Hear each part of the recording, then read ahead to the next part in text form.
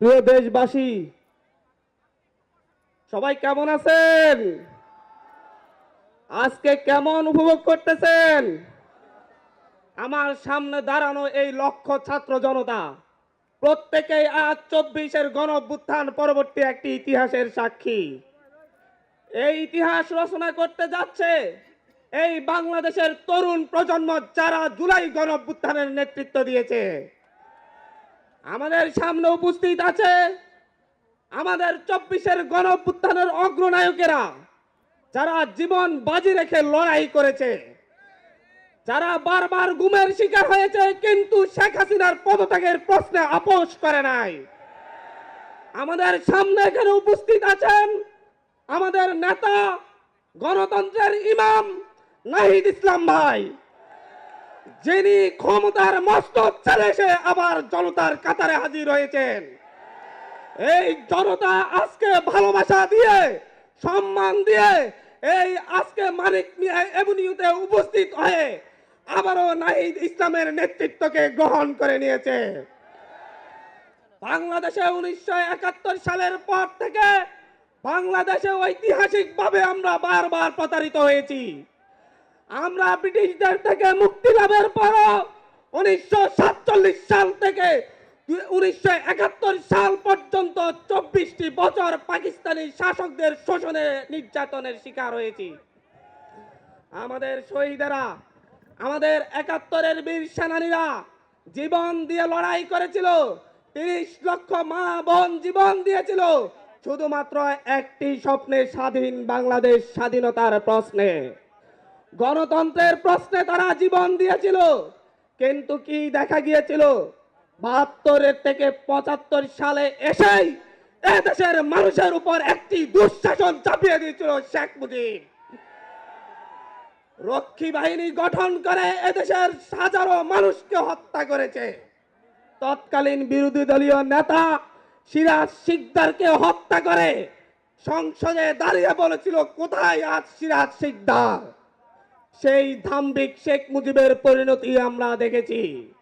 আমরা তার পরবর্তী সময়ে 77 থেকে আমরা তার পরবর্তী সময়ে 6টি বছর মেজর জিয়ার শাসনামল দেখেছি, যেটা বাংলাদেশের মানুষকে একটি পথের দিশা দিয়েছিল। কিন্তু তার পরবর্তী থেকে আবারও বাংলাদেশ পথ হারিয়েছে।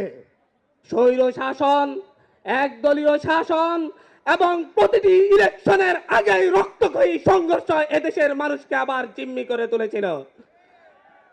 বারবার 1990-এর গণঅভ্যুত্থানের পরে গণতন্ত্রের প্রশ্নে যে মীমাংসা হয়েছিল, সেই মীমাংসাকে উপেক্ষা করে প্রতিটি জাতীয় সংসদ নির্বাচনের আগে এদেশের মানুষ এক দল আরেক দলের মুখোমুখি দাঁড়িয়ে সংঘাতে লিপ্ত হতে বাধ্য হয়েছিল। 2007-8 সালের সেনা শাসনের পরে শেখ হাসিনা ভারতের সাথে এবং তৎকালীন মঈনুদ্দিন আহমেদের সাথে চুক্তি করে একটি পাতানো নির্বাচনের মধ্য দিয়ে বাংলাদেশে ফ্যাসিবাদী শাসন ব্যবস্থার ভিত্তিপ্রস্তর নির্মাণ করে। তারপর থেকে 16টি বছর এই দেশের তরুণরা, এই দেশের বৃদ্ধরা, এই দেশের যুবকরা শেখ হাসিনার নির্যাতনের কষাঘাতে নির্যাতিত হয়েছে। আমরা দেখেছি শেখ হাসিনার হিংসাত্মক মনোভাবের কারণে বেগম জিয়াকে কিভাবে দিনের পর দিন কারাগারে থাকতে হয়েছে।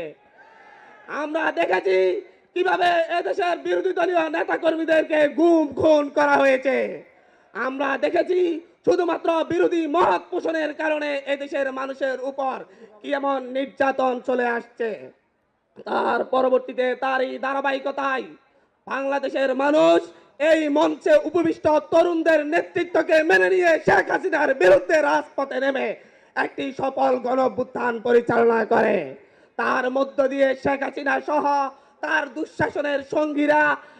দুঃশাসনের সঙ্গীরা এদেশ থেকে পালিয়ে তাদের দাদাবাড়িতে আশ্রয় নিতে বাধ্য হয়। আমরা আজকে এই দেশবাসীর সামনে উপস্থিত হয়ে বলছি, আমরা আমাদের নতুন দলের পক্ষ থেকে কথা দিচ্ছি, আগামীর বাংলাদেশ গণতন্ত্রের বাংলাদেশ হবে। আগামীর বাংলাদেশে তরুণরা নেতৃত্ব দিয়ে চাঁদাবাজ দখলদার মুক্ত বাংলাদেশ কায়েম করবে। আগামীর বাংলাদেশে আর কোন নির্বাচনের আগে দলে দলে সংঘাত হয়ে প্রাণহানির ঘটনা তরুণরা ঘটতে দিবে না। আগামীর বাংলাদেশে সকল দলমত নির্বিশেষে একসাথে বসবাস করবে। আজকে যেমন আমাদের এখানে সারা দিয়ে বাংলাদেশের সকল রাজনৈতিক দল এখানে উপস্থিত হয়েছে, আগামীর বাংলাদেশ বিনির্মাণে আমাদের এই তরুণ প্রজন্মের নেতৃত্বে সকল রাজনৈতিক দলকে সাথে নিয়ে আগামীর বাংলাদেশ পুনর্গঠন করা হবে। এটা এই দেশবাসীর কাছে আমাদের প্রতিশ্রুতি। আমরা এই প্রতিশ্রুতি রেখে আপনার সংক্ষিপ্ত বক্তব্য শেষ করছি। ধন্যবাদ। ইনকিলাব জিন্দাবাদ।